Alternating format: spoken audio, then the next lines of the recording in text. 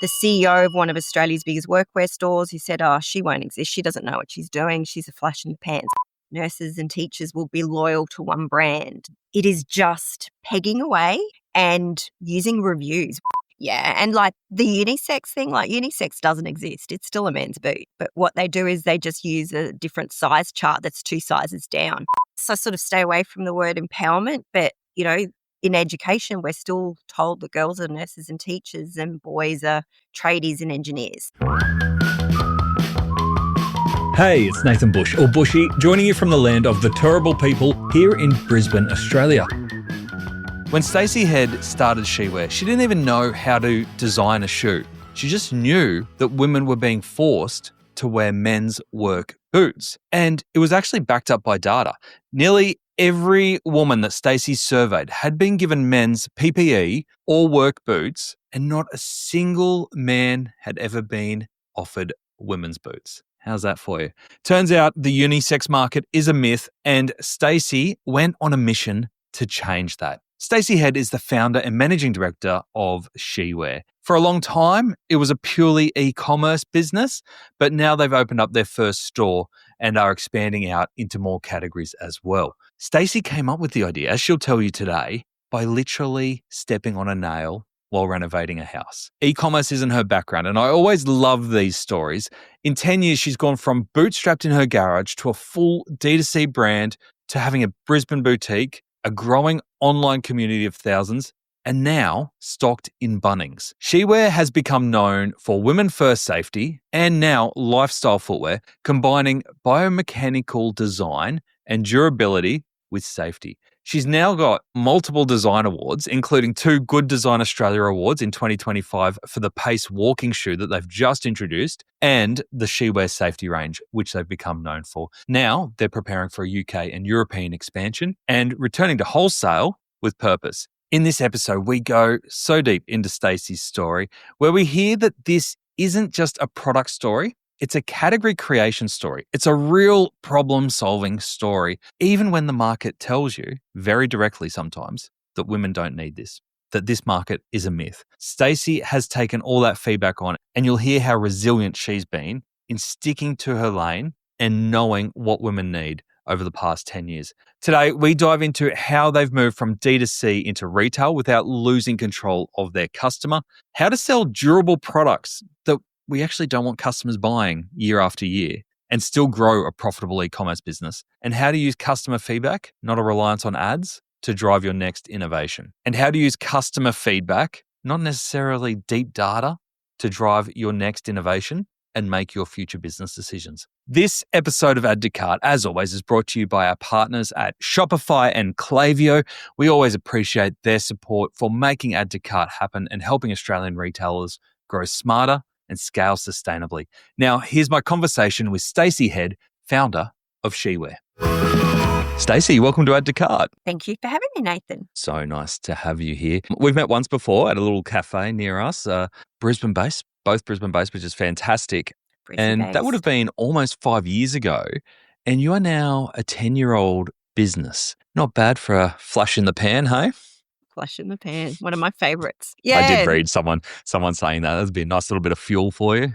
Yeah, it does egg me on a little, I will say. But yes, there's been interesting comments over the years, let's put it that way. So tell me about Shewear. You launched it as a hobby or a side hustle. Where did the original idea come from, and what was your vision for it at the start? Yeah, I'm possibly a little bit different than a lot of e-com founders. I didn't start Shewear to be a big business. It was a side hustle, like you said. I gave up a career, went into property development, which I've always had a fascination with design and the creative aspects of property developments and renovations. Anyway, on one of those sites, I had a nail go through my foot wearing thongs. I'm a Queensland girl. I can say thongs. I have to be careful when I'm speaking to Americans because they think of thongs being a bit different. So that's a very different type of injury. It is a very different type and a very different type of look on a renovation site. And anyway, nail through the foot, tried to source a pair of good quality, decent women's work boots, and I just couldn't believe that they didn't really exist. So they were men's boots. They were some of them labelled unisex, which is something we can talk about. But I ended up importing a pair from the UK on eBay. They were crap, fell apart within a couple of months. And I quite naively thought at the time, oh, surely I could do something about this. So that's how the journey started. Yeah. Wow, creating workwear boots. So what was it that you went, actually, the men's boots just will not work for me at all? Because I don't think a lot of people understand the differences between men's and women's feet to start with. I had a Sports on a couple of years ago, and they create football boots for women. Laura's great. And they've gone on. Yeah, Laura's amazing. And so similar problem there, but different use case. What was it that you were looking for women? Well, I mean, when you think about women that need work boots, they're on their feet all day. They're standing, they're walking, they're on even surfaces. So weight was a huge factor because obviously they're heavier and when you're lugging them around, and also just the badly fitting around the ankles. So shoes that are too big are really problematic because injuries happen. So it was the weight. They were also ugly. I mean, I didn't care about the colours per se, but they were really chunky, and I've got a pretty everyday standard foot. I don't have any foot problems, but yeah, they were uncomfortable. They were heavy. They were ill-fitting, and yeah, they were just made for men. And men and women's feet are anatomically different. So yeah. How did you go around the design process? So going from renovating your own projects into creating workwear for women's feet, that's different, same industry, but very different process. Yeah. How do you even start that? Like I said, I was pretty naive at the time. Look, shoes are really technical, especially a specialised shoe like that. So I have spent a lot of time over the last, 10 odd years researching what makes healthy shoes. Healthy shoes, at the time, I was really naive. I had no idea about the level of difference between men and women's feet. What's that saying? I can't remember who said it, but if you're not embarrassed by your first product, you're too slow to market. And my first boot was really basic, and I didn't know anything about shoe design. Yes, they were colours. Yes, they were slightly lighter, but they weren't remarkably different like they are now. They're completely different. But yeah, there has been a lot of learnings over the last 10, 11 years. I think that's a bit of a theme around, well, I know it's a bit of a theme around our guests who have started something from scratch, especially when they've come from other industries or other backgrounds. It's like, we've got the idea, we're going to go in and do it. And looking back on it, they think they were naive. Now, it's almost like the more you know, the less confident you become. 100%. 100%. Yeah, people quite often say, would you start if you knew now? And probably not, because just even the global specifications and the technical side of it. And I mean, back when I launched, there was no mentors, no grants, no assistance, no one would help. They were basically my competitors, which as if they were going to talk to me. They still don't. It was really raw research, really. And that's, I guess, why our shoes have improved so much over the last 10, 11 years is because of just that research and feedback. And what was the moment where you were like, I think we've got something here that, you mentioned that it was a side hustle at the start. What was the moment where you're like, actually, no, this is the business? Probably not that long ago, to be fair. I mean, this sounds weird when I say this, but I've always taken my product and my customer very seriously, but I always wanted a smaller business. I didn't want this business that consumes your life, which any founder knows once you take it seriously, it's 24/7. So it was probably not until really COVID that I started having the confidence in myself and the product that this is a global requirement. But in the early days, we had the female contestants on the block wear our boots, and that was about 4 months after launch. And the website just went ballistic. It just went crazy. And I remember being out having a glass of wine, and back in the days, my phone went cha-ching every time an order came through. And all of a sudden, all I could hear was this cha-ching, cha-ching, cha-ching. And it was, what's going on? Because I didn't know the exact date that it was being shown on the block. Right. So you knew it was happening, you just didn't know when. Yeah, it was a very loose agreement. I mean, the block is very much an infomercial these days, but back in those days, it wasn't so much. So we weren't an official supplier, so they couldn't actually say our name. So we had people pausing their TVs and zooming in on the logos, and it was crazy. So I guess at that point, it was like, okay, this is a thing. This is needed. So that was quite early on. So I think we moved into, I was at the back of my house in a garage when we launched. So after the block went off and we sold out very, very quickly, we moved into a warehouse. So that was probably the first understanding that there was a real need for safety boots for women. Yeah. And we alluded to it at the start. but you seem to have had your knockers or detractors along the way. How do you put your head down and go, you've seen success, you know that there's demand out there, your customers love what you do. How do you block that out to keep going? It's been really hard. I'll readily admit it's been tough. It's hard not to take things personally. And I think any founder, you're passionate about your product. And it got to a point, we've been copied multiple times and lots of dramas around for IPs, difficult with shoes because we're not creating anything. We're not being innovative, really. So it's been hard in that respect. And I remember I used to just not obsess, but I used to constantly watch what our competitors were doing. And we would launch competition, they would launch competition. The flash in the pan comment came from the CEO of one of Australia's biggest workwear stores who said, she won't exist. She doesn't know what she's doing. She's a flash in the pan. So that's where that came from. Where did he say that? Did he say it publicly or? I believe so, yeah. Wow. I believe so. So a few people have told me that story. We would have sales reps of other brands going into retailers telling them that we were just a fashion brand and weren't certified. And we had customers coming to us saying, I'd take my shoes off and show them the certification stamp, So there has been a lot. And I used to just watch our competitors until it got to a point where it was like, just stick to your own lane. I listen to the people that I need to listen to. I watch, but I'm just, head down these days and just really focus on providing good products for our customers rather than who cares what they're doing. I love it. Well, you've obviously been very busy because recently I saw that you have launched a whole range. So you've gone well beyond shoes and even expanded into a physical store. Tell us about that decision to go beyond shoes because it's something you become very well known for. Like you said, you can pick a she-wear pair of shoes anywhere.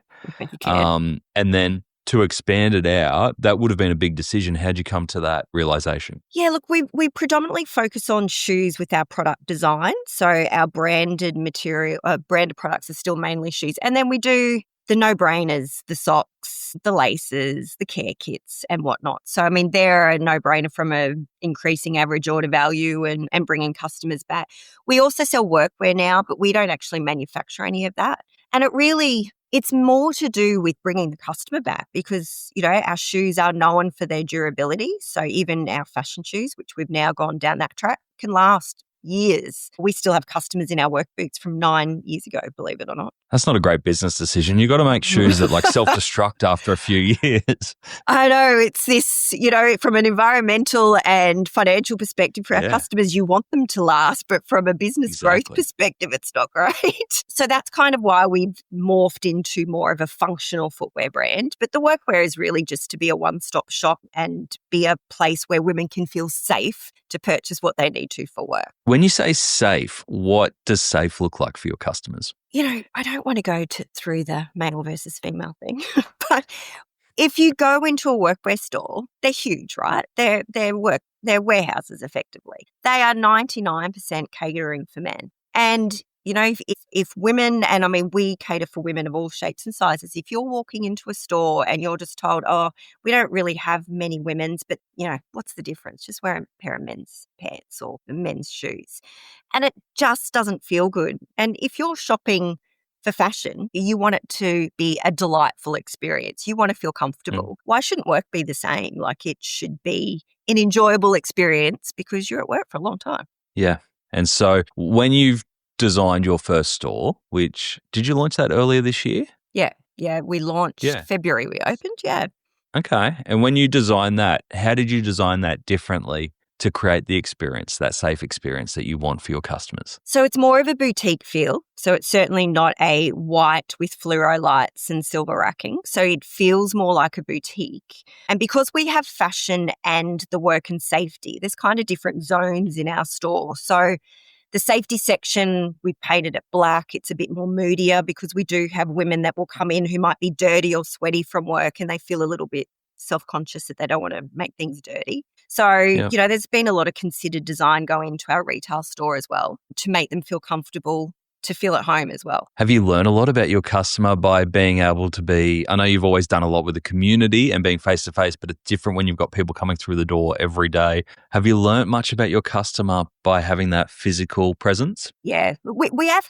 actually had a showroom at our warehouse for years, but we just started to see that really grow with organically. So that's kind of why we went down the official bricks and mortar route. But look, it's great feedback. Women will tell us exactly what they do and don't like, that's for sure. Yeah, they're very black and white in our store. So it's great from a brand narrative perspective, but it's great from a feedback perspective. And you can test on your customers that are in store as well. You know, how does this feel? Where does it feel good? Where does it not feel good? So they can be crash test dummies and not even know it in our store. So come into the store and you'll be an experiment. Oh, basically, yeah. Yeah, no basically. needles or anything, no. How do you prioritize? Because even with the footwear, I saw that you've got still your work boots, but then you've got boots for professionals, so nurses, teachers, and the rest, and then lifestyle, for lack of a better word, all very different types of shoes. How do you prioritize where you put your attention? Look, a lot of it, again, is from customer feedback. You know, the only reason I went from safety into lifestyle was purely we all of a sudden started having customers say, oh, I wear your steel caps, but I don't even need steel caps. They're just so comfortable. And because they're designed to be worn all day, they're durable. And then it was like, well, why aren't I designing everyday shoes? This is crazy. So, you know, we even morphed into doing slides and now the new active shoes. So it is hard to prioritize because it'd be nice to do everything. I want to do heels, comfortable heels, but I also acknowledge that's a big step. Pardon the pun. Tell you what, if you make heels comfortable, then you're on a winner there. I'm actually a heels girl. Not speaking from personal experience, by the way. And that's okay if it would be. That is totally okay. Exactly. No judgment here. No judgment. All my friends laugh at me because basically I'm a heels girl from way back. You know, I was in corporate back in the days. You wore heels from 7 a.m. till 3 p.m. when you're out on the dance floor. So I am determined one day to make a comfortable heel. But it is hard to prioritize because so many women, well, every woman needs comfy shoes. So, yeah, it's hard to know where to invest your time and energy.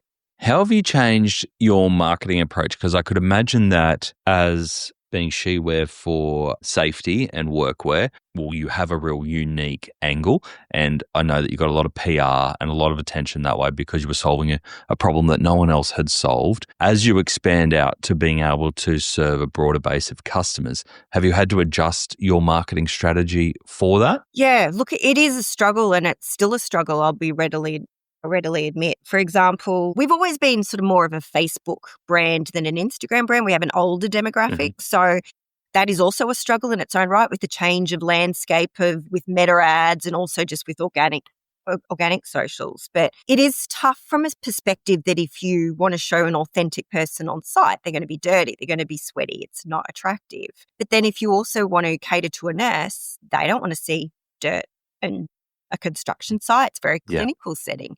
So it is a really hard balance to strike between, we're very authentic in our marketing. We don't do a lot of fluffy kind of marketing and content. And I think it's a balance that's always going to be difficult to get right. But getting that message across about healthy shoes relates to all of our markets. You know, fashion's given us so much bullshit, I guess, for want of a better word, over the years about what is good for you. So just trying to educate around foot health goes across all of our demographics. Yeah.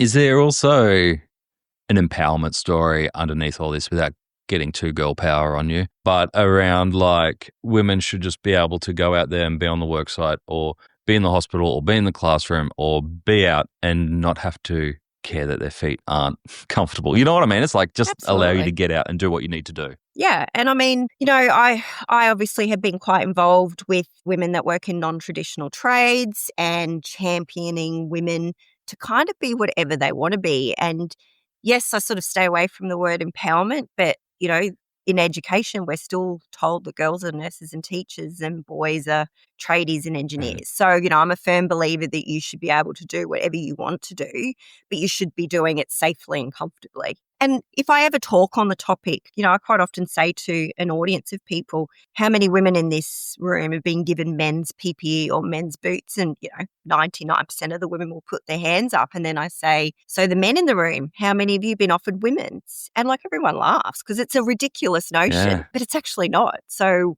why are we still doing it?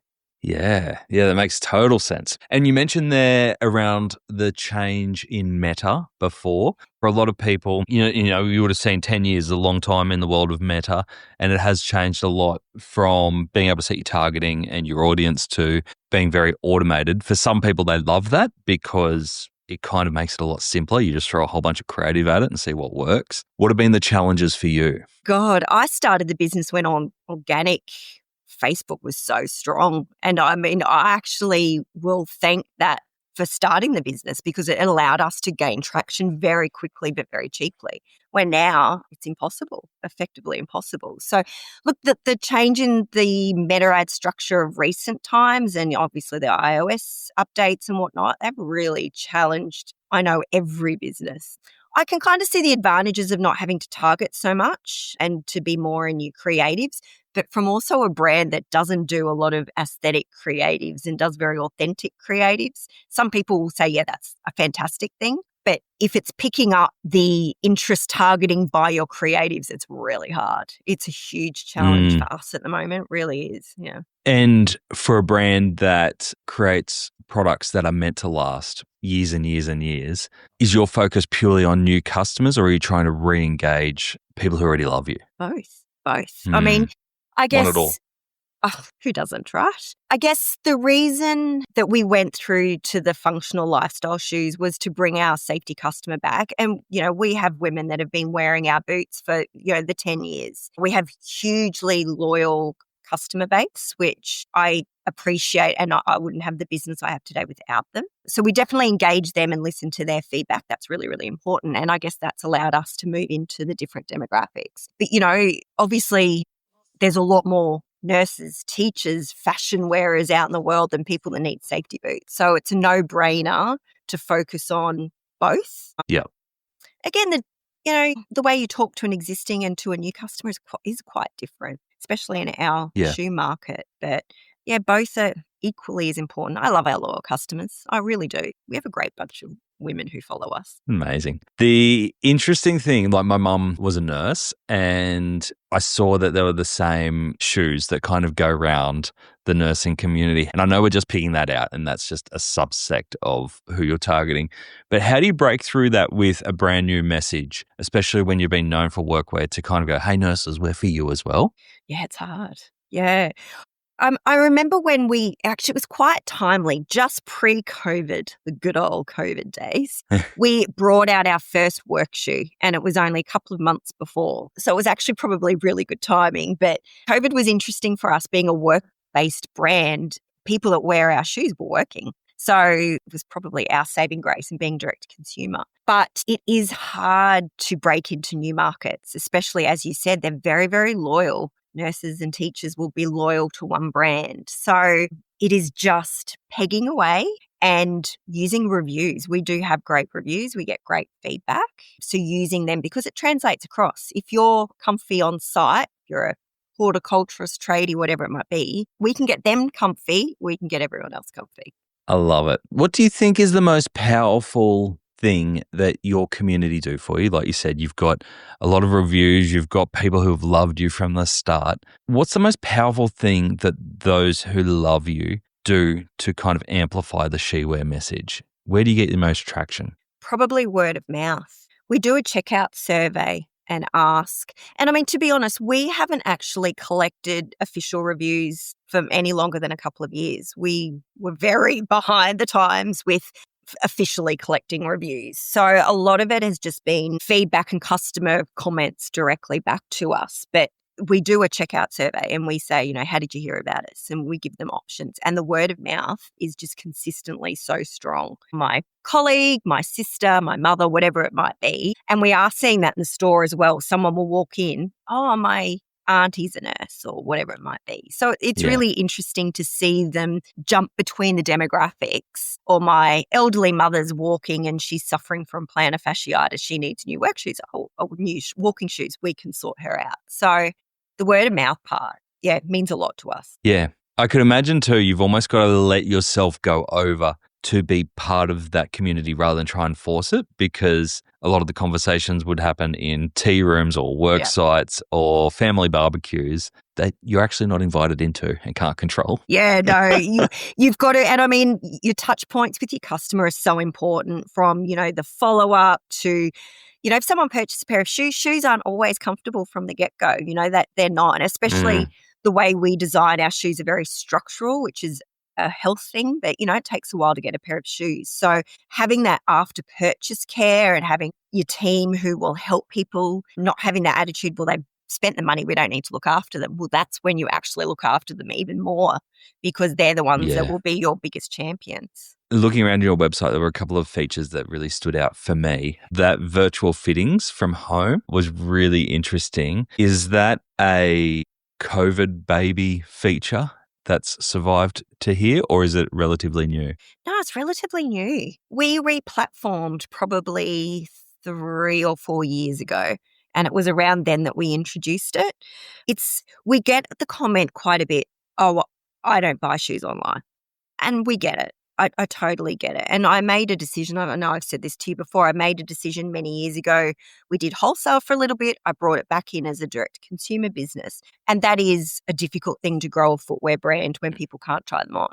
So the virtual fitting, even though they're not trying it on, they're talking to someone, they're trusting someone. It's not just a computer, especially in this day and age with AI and having an older demographic.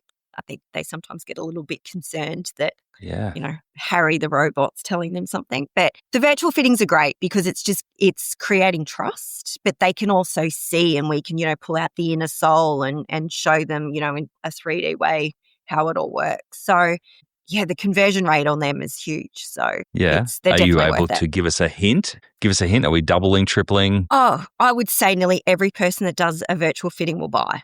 Wow, It's huge. that's It's insane. huge. Yeah, it's huge. So it's definitely worth it for us. There is a fair bit of work in them. There's people that don't turn up. There is a bit of the staffing side, which is expensive, but it's worth it. Like I said, especially the older demographic just wants someone to give them a little bit of assurance more than anything, and it's also an opportunity to tell them our barriers of sale, free returns, whatever it might be. So, it's a good conversation starter, that's for sure. So it works by customers go onto the site and then book in is it a 15 or a half an hour time slot? Yeah, 10 minutes, 10 minutes, great. And then do you staff that from your warehouse so that they've got access to everything to be able to show a customer whatever they might need? Yeah. Great. So an extension of your customer service team? Yeah, it is. And, we give them a bit of a questionnaire before they jump on. So what are you interested in? What size are you? What type of foot or what type of body you are if they're after workwear. So the team can actually have the products there ready to go that they think that they will like. But it's something I do want to look at doing it after hours. I think that would even work better. So, but again, it's a staffing cost factor. But I think after hours it'd be great. That'd be fantastic. I could imagine too that customer data that you get up front when people make their booking would be great as an ongoing reference for you as well. Yeah, totally. I love all that feedback. Yeah. One of the things that I did love is that I got to your product pages and being able to filter. And one of the unusual filter by feature was you had a section of like certified for work, airport friendly, orthotic friendly, and there was a bunch of others. They were really based on use case scenario rather than color or function. It was like, what are you using these for? How did you come up with those options? Keywords, feedback, the narrative from customers, and just I'm probably my own worst enemy. I read through all of the feedback we get, the negative, the positive. Thankfully, we don't get a lot of negative, but naturally you can't be everything to everybody. Very unrealistic to think that you can. Just even, I will say to my team, what's the main question that we're getting at the moment? And orthotics could be a really big one, and every one of our shoes is orthotic friendly. So it's a filter, but it's actually every shoe in there. It doesn't filter anything out. No, it just tells you where filters everything in.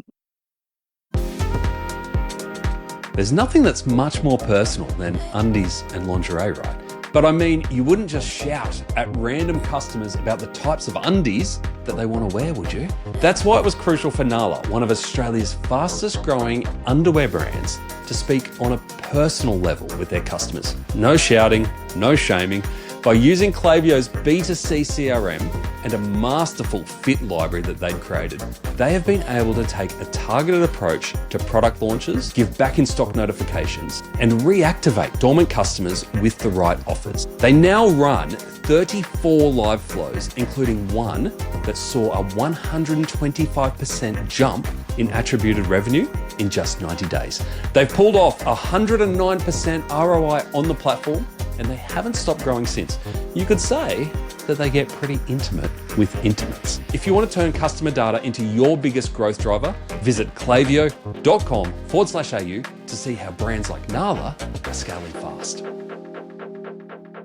But yeah, look, it's keywords. It's just what people are searching. Yeah, you kind of get to know what people are after, I think. Yeah, that makes a lot of sense. It looks like you put a lot of effort into explaining the product features on site, even that, the conversation that we had earlier around the difference between men's and women's feet. You've got a lot of articles online around that. Have you had to tinker with that much over time to get that messaging right? Because I can imagine that it's not always easy, especially if you've got new customers versus people who are vaguely familiar with you or maybe been there 2 or 3 times, providing those next layers of information at the right part of the journey? Yeah, look, I think sometimes I feel that our website is a little bit of information overload, but we have a really good returns rate. We don't have a huge amount of customer emails prior to purchase. So I think allowing someone to self-serve is a really important part of ecom, and backing it up with people that are there to help if they need. So, I'm an older generation, but I'm a self-server. So I think that we cater for everyone that, and I would love to look at a bit more AI on our website for those that do want to self-serve. So there's a lot of work that we're doing around that at the moment. But I think it's really important to give people that information and allow them to make an informed decision, especially with shoes, because it's a really personal thing. A great example is someone's, and I don't want to shoe nerd out here because I can be really boring around shoes. Please do.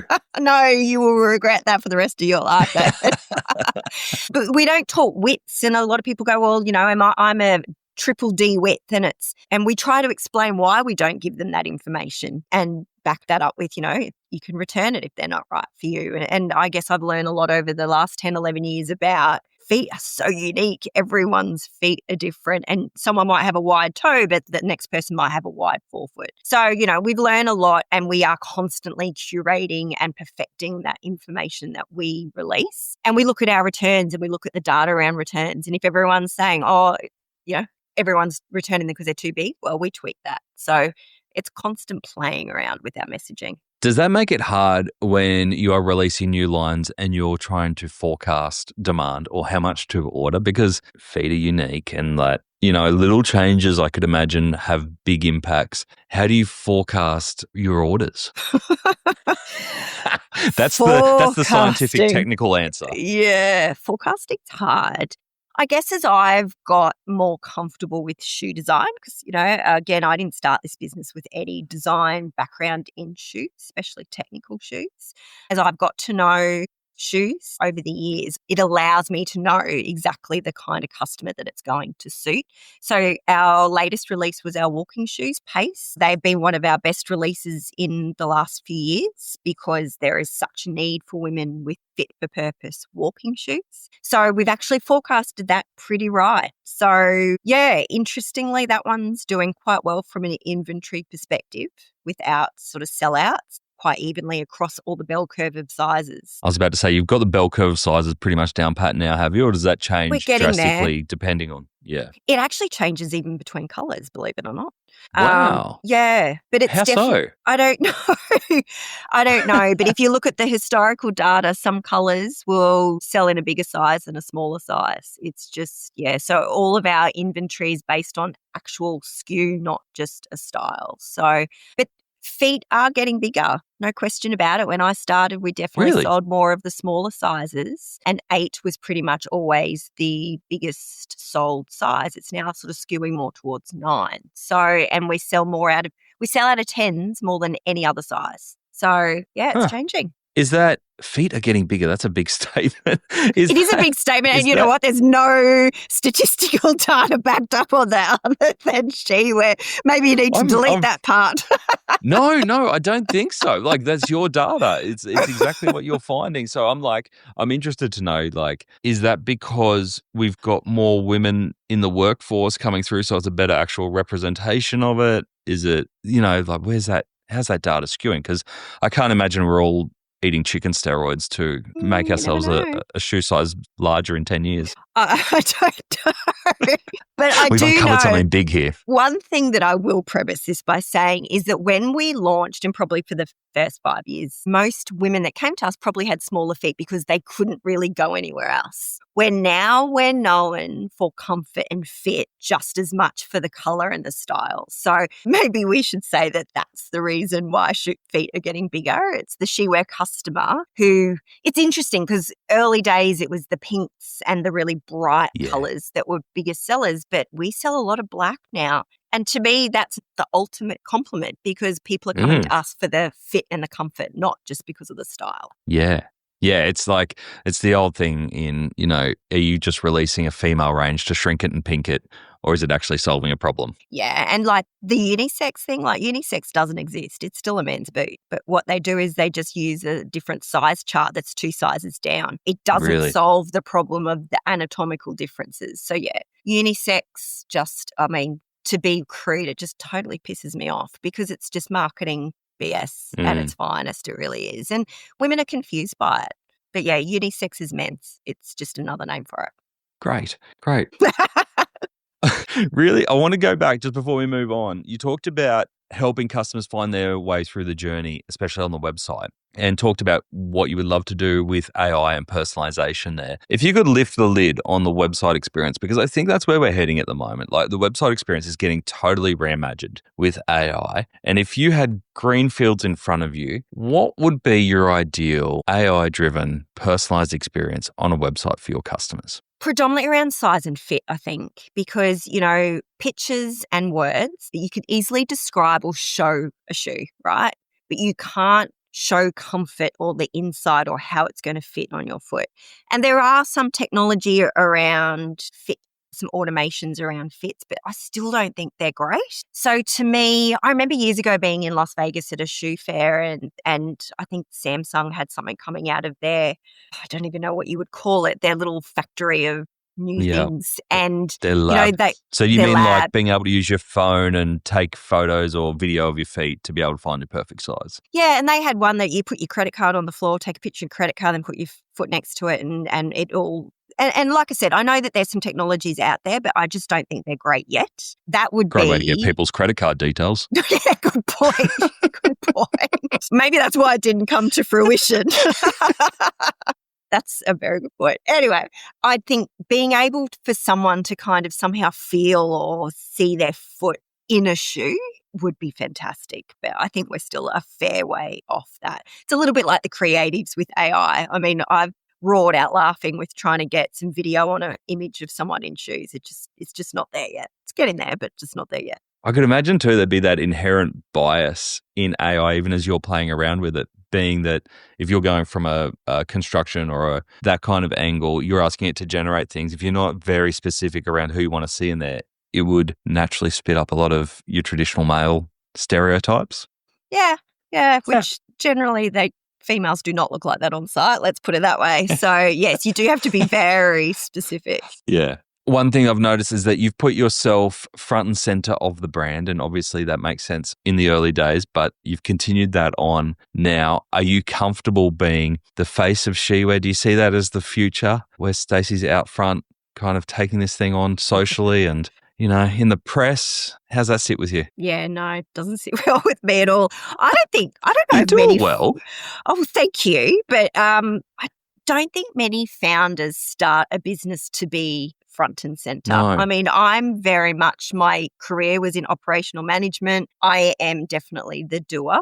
I don't like being front and center. I don't like it's not my thing. I do it because I know it works for the brand. I think people, I don't know, people think I'm believable. I would like to think that they think that. But, there's kind of no airs or graces with me. I'm pretty straighty 180. Yeah. So I want people to be given a really good product. But do I want to continue to be the face of it? No, not particularly. But, I do what I have to do. I think there's something really funny about our industry, and I've seen it pick up in the last 18 to 24 months, I think, is this pressure on founders not just to own and run a business, but to be the marketing face of it as well. It feels like with the TikTok generation pumping more content into Meta, there's now this pressure that's coming through of like, well, if you're an owner of a business, you've got to be out there spruiking it. It's like we're going backwards a bit rather than creating systems for it. And I understand the reasoning behind it, but it's a lot of pressure when you've got 1,000 things to do and now you've got to go, oh, what's my content creation schedule this week? Yeah, I know. It's just, it does put a huge amount of pressure, especially, when you're really should be deep down in your P&Ls, not jumping off a ladder in the warehouse to have a laugh. I'm all for it, but, it is really difficult when you have so much pressure on yourself to grow and scale a business. But then, you do have to show up. And it's not the part of showing up for people I don't like. I mean, I like being there for our customers and for our followers, but it's just that constant pressure of having to be on when there's so many other things to focus on. So, it's probably one of my biggest challenges, I'll readily admit. Do you get help in generating your ideas and your content, or is it all on you? No, my team's great. I have a couple of people that have made it clear they don't really want to be involved, but some of them just love it. So, I will not force anyone to do what they don't want to do. But, my team will quite often send me saying, oh, this is really funny, or this is a great idea. So, we all kind of get involved and have a bit of a laugh at times. But the educational stuff kind of sits with me, and that's fair. That's fair. I kind of do know my product pretty well. So that will continue. The funny stuff, I think, needs to go to someone else. I need to pass the baton on that one. You do funny well. I like it. But I think too, you've got now this 10 years of trust and engagement in that, yes, the SheWear story is really well known, but you as the face of it and your passion and your mission behind it is becoming really well known. So, you get that trust straight away. Do you feel like you are making a difference 10 years in to females who are working in male-dominated fields? Do you feel like you're cutting through? Expanding into new markets isn't just about selling more. It's about selling smarter. Every region has its own rules, currencies, and customer preferences. But with Shopify, global expansion is simple. Localized storefronts, tailor experiences, and build trust, all from one unified platform. Shopify removes complexity so that you can focus on growth and deliver tailored shopping experiences for every market, in-store and online.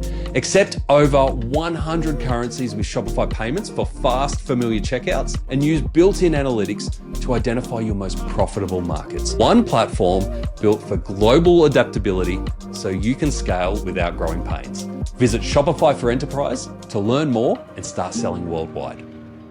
Yeah, I do think so. Yeah, look, the market has changed hugely and there is a lot more product available for women, but there's also people talking about it. And I know the UK has just brought out some new charters around corporate supplying proper fit uniforms for their staff in terms of PPE. And that discussion, I mean, I remember in the early days, people laughed at me, women don't need work boots. And to be honest, I still hear that.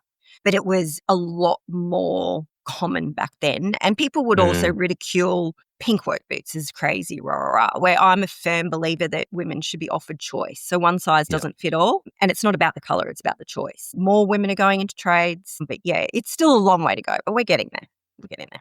Is there any legislative requirements here around supplying workwear? No? No, there isn't. I mean, it comes down to OH&S and how seriously customers or people take it. And we do corporate. So it's one of our revenue streams is that we look after some corporate B2B customers. But it's definitely a hot topic these days. And, if we want our staff to do their best work, they've got to do it safely and in their best equipment. And there's nothing more important than personal protective safety. So the messaging's getting across. It's just really slow. It's frustrating, but it is what it is. Yeah. You're doing an amazing job, and I've loved seeing you grow and expand over all these years. I can imagine the next 12 months aren't going to be any slower for you. What are the priorities for yourself and the team? Yeah, there's a lot happening. So I know that this will be live by the time this goes to air. So we are going to be stocked in some Bunnings around Australia. So Awesome. which is exciting. It's very different for us. So we did do wholesale in the early days. I pulled it back into a direct consumer business, but it's now time to, look at our revenue streams. So wholesale's back on the cards. So the first one off. I mean, if you're going to go wholesale, Bunnings is probably a pretty good one to get started with. Yeah. Look, and the conversation's been good. They came to us after going out to their staff and asking for feedback on the boots that women wanted. So we were on top of the list. So that's always nice to know that you've got those champion news. So that kicks off over the next few months. And then I'm off to Germany to the world's biggest safety trade fair in November. So we are looking to enter into the UK and European markets. So lots happening. Okay. And have you avoided the US because of recent events? Yeah, it's funny. I did a fair bit of research years ago, pre-COVID, about launching into the States, and it didn't feel right. I'm very gut instinct driven. I love data, but back then the conversations weren't right. The price points weren't really appreciated. And I made a decision about a year ago about the UK and Europe, and I'm very glad I made that decision. And, the US is definitely on the cards, but I just think I can see the UK and Europe for us is the first point of call. Yeah. I could imagine too, similarities between markets, apart from the weather, would make it a pretty bit easier transition, yeah? Yeah, look, and I think the demographic is similar, the style, and, I don't know, we just seem to have very similar tastes. America is slightly different, and the UK doesn't really have any female-founded workwear companies. The States has a couple, but the UK doesn't seem to have any, but there seems to be a lot of noise in that market. So it'll be really interesting how A+A goes. Yeah, it's a huge trade fair. It's massive. So it's exciting. Yeah. That's cool. And I understand you just won some design awards too. Yes, good design awards, 2 of them, which was really exciting. Wow. So we won one for Pace, which is our new walking shoe. So that is fantastic to know a new product has won a design award, and our entire safety range has actually won one of the higher awards. So that's awesome. Yeah, it is. Yeah, I don't sort of put a lot of thought into awards, I will readily admit, but a product award is a really special one. So yeah. I was about to say, when you take that moment to sit back and go, what we were talking about at the start of the episode of 10 years ago, you had an idea, but you'd never designed a shoe before. To have 10 years later to have awards for your design, that's pretty incredible. Yeah, what's the saying? Overnight success takes 10, 20 years.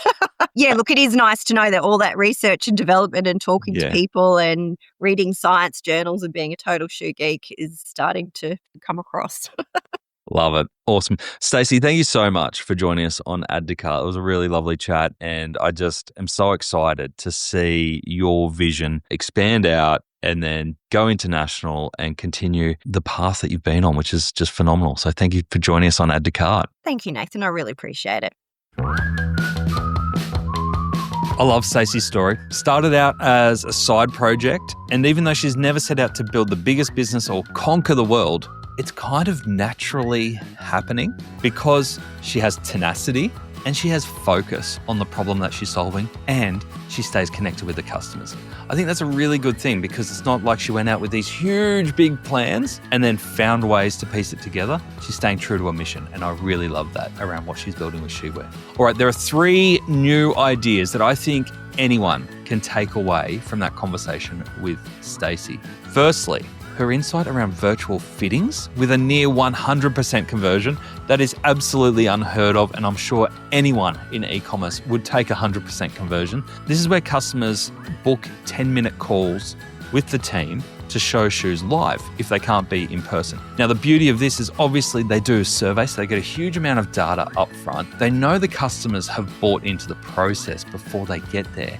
And it's a huge trust builder to see someone real on the other end of the line, being able to show you shoes, being able to answer your questions in real time. If you had a channel that was offering you 100% conversion, I think you'd be opening that up pretty quickly. Number 2, the use case filters on the PDPs. this was great. And this is where SheWear calls out airport friendly, orthotic friendly, certified for work, categorized by need, not just color, style, size. I think those filters are absolutely genius and can apply to anyone who's solving a problem with their product. If you can make it very easy for your customers to filter by their need state, whether that be gluten-free, sun-resistant, whatever that may be, having those use case filters on your PDPs will help take some of the guesswork out for customers and drive to a conversion quicker.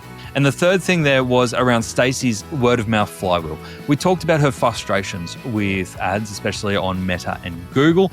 Even though she's showing up there now, she still knows that through her checkout surveys, referral is her top channel for sales. So she leans into post-purchase service to drive word of mouth instead of just a reliance on ads. So the journey isn't over once the customer receives their goods.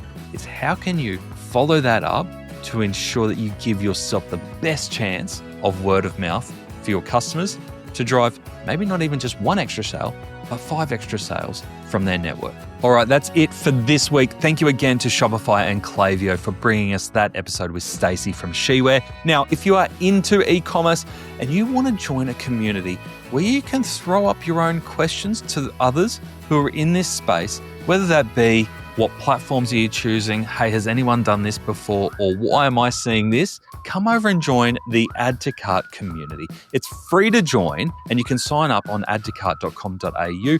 You'll find over 500 e-commerce folk in there sharing ideas, answering each other's questions. I really want to connect you all to make your lives a little bit easier. That's it for this week. Thanks again for tuning in. If you enjoyed what you heard, subscribe on YouTube, subscribe on Spotify, subscribe on Apple, wherever you're listening. We'd love to see you again. We can't wait to bring you more e-commerce stories.